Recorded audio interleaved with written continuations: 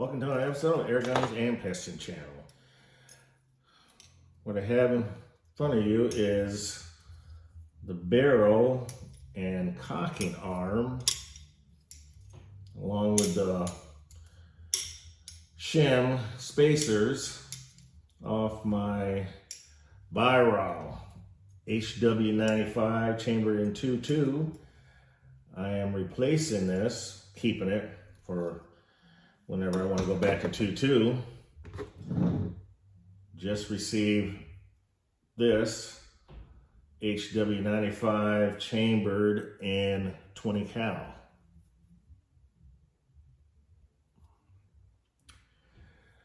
So I'm going to turn my HW95 into a 20 cal Springer, and it came with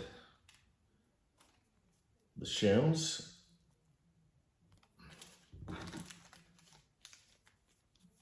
the pin for this arm here, and I'm gonna assemble all this and get it ready to install into compression chamber. So let me do that off camera, install everything, and be right back.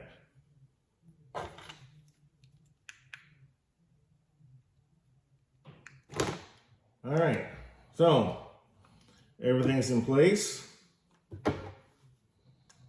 Barrel bolt all tightened down. It's ready to go back into the action. So now it is converted over to 20 caliber. Now, make sure you got 4 of these square pegs here. And they go right in here. Now mine came out. They're supposed to be like this, sitting flush. Mine came out on the other side. It's no biggie. Just make sure you don't lose them and put them back in place, like so. Now I'm gonna have to re-sight in when the weather gets a little warmer, which is supposed to be next week.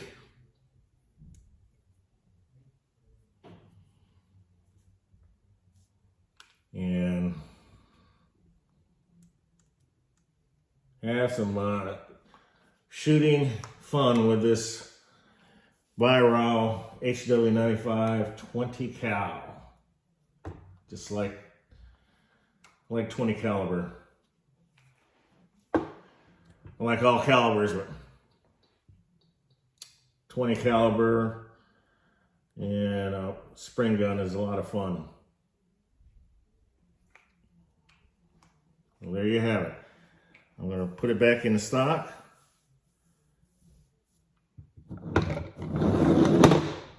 Right back. Okay, it's all back in the stock.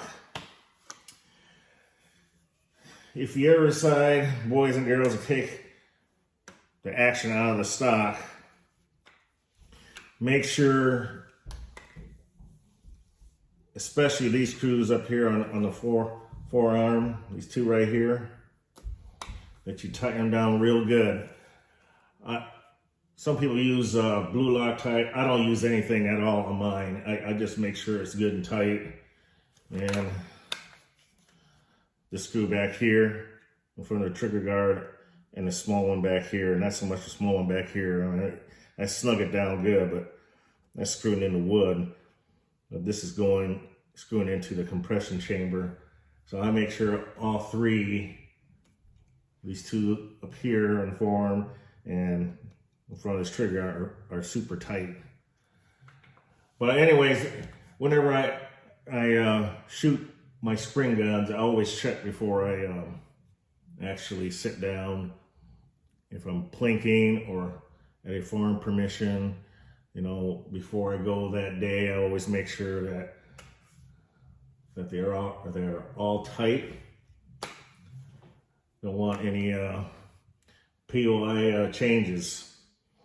I also check my screws for my scope. Make sure everything is snug and not loose. Now, the 20 cal barrel, the HW95, let's put it this way, Weihrauch still, on some models, still carry the 20 caliber.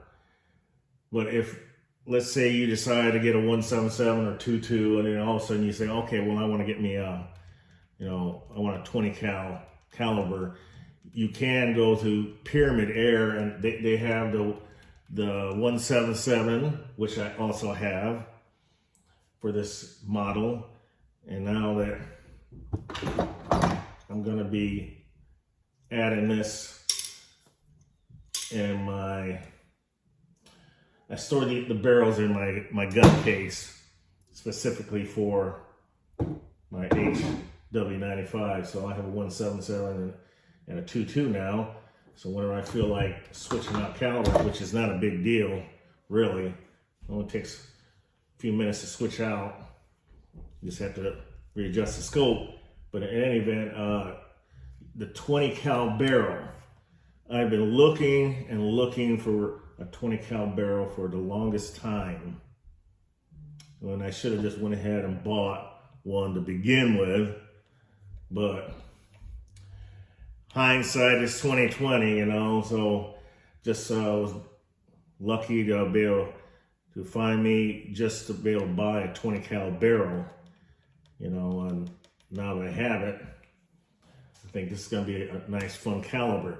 Now, this did not come with the rear or front sights, and if you notice on this one here, my 22 caliber barrel, this has a heater, automotive heater hose, or some type of automotive hose. In any event, that's what I use. Could I have bought a nice, muzzle brake for it? Sure, I could have, but I didn't want to spend the money for that. It's easier to put a piece of rubber like this on the end, twist it on there,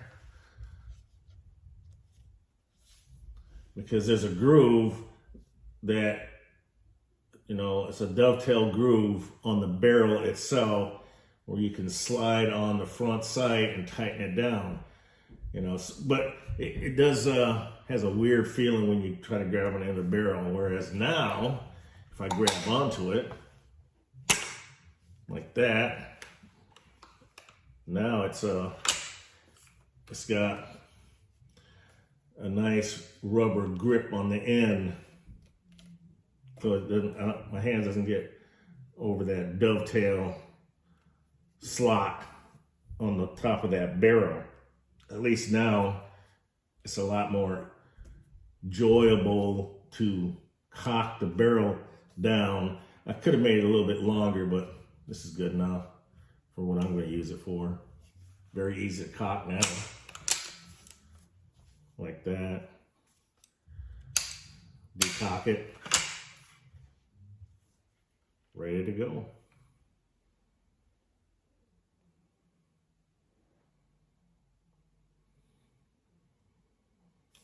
Okay. Been awful cold here in Michigan. It's not very enjoyable to be in the cold. So, it's supposed to warm up next week. I'm gonna get out the farms and do some testing and some more testing, pellet testing on my air guns. Until then, you folks, stay safe, shoot straight, may your pellet or slug hit its target, and we'll see you on the next episode of Air Guns and Pest and Chat. See ya.